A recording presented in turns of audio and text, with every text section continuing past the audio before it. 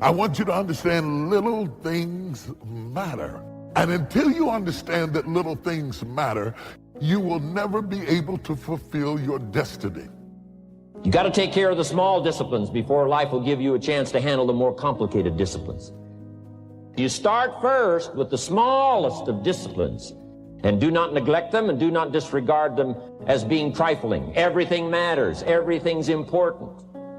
Great people do little things with excellence. In fact, it is a sure sign that you're going to end up in a great place when you give great detail to little things. When something little goes wrong and it bothers you. When you want to make sure that everything is right, even though you don't have a title and you don't have a position and you don't have recognition, but you have a standard to which you hold yourself to. Excellence doesn't start when the lights come on. Excellence doesn't start when the crowd gathers. Excellence is nurtured in mediocrity. Don't let neglect destroy your days, destroy your life, and destroy your future. Do what you can. And if you'll do what you can, then life will give you some extraordinary things to do. I don't know who I'm talking to out there, but God is grooming you for greatness. If you cannot manage the little things, you'll never be able to manage the big things. If the little things overwhelm you, if you complain and collapse about little things, you'll never be ready for the greater things that God is about to do in your life. In fact, here's a good philosophical phrase. If you hadn't thought of it before, here it is. Everything affects everything else. It's so easy to be casual and say, well, this doesn't matter. I'm telling you, everything matters. Because whenever God's getting ready to do great things in your life, He tests you on small things. Go for the disciplines, the smallest of disciplines. Like keeping your accounts in order. Did you ever hear this expression? I don't know where it all goes. Did you ever hear that? But here's the key. If you'll be disciplined when the amounts are small, we'll make you a ruler, give you a position of authority when the amounts are many. Until you are faithful over a few, you can't be faithful over many. Take care of your disciplines when the amounts are small. And then life will see to it that you get some extraordinary numbers to work with. Let us not neglect. Do not neglect the smallest of disciplines. And build on that foundation, and you can have everything you could possibly want. And when the big thing comes, you're going to be amazing. Until then, you're just lazy and slothful and laid back and taking it easy. And you don't understand it is how you handle the little things that determines what's coming next in your life. In spite of how small it looks right now, it's bigger than you think. In spite of how small you look right now, it's bigger than you think. That's why you got to rejoice when you've been afflicted. Rejoice when you've been up under attack. Because God's got you in training camp. Oh, you're in the boot camp of greatness. Because you're bigger than you think and you don't even know it. Shatter your perspectives and your attitude.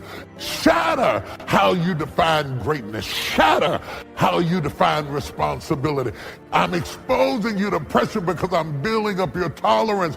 Because where I'm getting ready to take you, what was precious is going to become your normal. And I got to recalibrate you and train the way you think. Today is an opportunity for you to get your head right. Today, people ignore the performance of little things waiting on the next big thing. But the next big thing is a little thing. That's why you're not ready to be great until you think everything is important, until everything matters to you.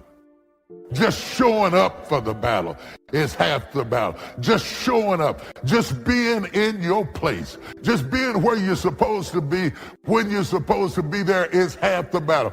You don't have to have all the answers. You don't have to have all the solutions. You don't have to have the favor of the army. Just show up. And just because it starts out small does not mean that it ends up small. Everything that's happening to you is God is processing you. Every difficult moment you're having, He's just processing you. Everything you're going through is preparing you for what you ask God for. And if you need to be tough, when you get to where you're going, then He gonna toughen you. He gonna let you have some trials come your way that's gonna have to produce that in you. To really understand the value of money, I had none. To just appreciate simple things, what I'm gonna eat today, where I'm gonna wash up at, where I'm gonna bathe. He sent me through a trial of being homeless for 3 years. I lived in a car for 3 years. All of that I did not appreciate or understand, I understand it now. It was the route I had to go on. Everything you're going through is preparing you for what you ask God for. You just got to quit tripping while you're in the process, because the process is necessary. You may not see it now, but when He gets you on the other side of it, you're going to see exactly why it went that way. And you're going to be okay with it. But quit tripping during the process. See, the route you on right now is the route you got to take. This thing you going through, you just got to understand you ain't the only one. Oh, Lord, why me? You ain't the only one. Oh, Lord, why me? You ain't the only one. Oh, Lord, why I lose my job? You ain't the only one unemployed. Oh, Lord, why He leave me? You ain't the first chick got left. This might not even be your last time getting left. Pull yourself together and quit tripping because you in the process. God is processing you. He ain't through with you. If He was through with you, you would not wake up in the morning. He gonna fix it. I look back on my life at all that I've been through. So the stuff I'm currently going through, I have built up enough reservoir that living in the car taught me that this ain't it. So the things I'm going through now, I know this ain't it. That He gonna come get me in a minute. So all I gotta do is sit tight. I ain't in a bad place. Now I ain't where I wanna be, but the spot I'm in is better than where I was. I ain't homeless. People think when you get famous or rich that your problems is over. They got a whole new set of them for you. They got some stuff you ain't seen. But I'll tell you the truth right now. The problems I got right now, I take them. Because the problems I had when I was homeless, I don't want them no more. See, money gonna change your life a little bit, folks. But you gotta ask for it. You have not because you ask not. The Bible says you have not because you ask not. It didn't say you have not because you don't make enough. It simply say you have not because you ask not.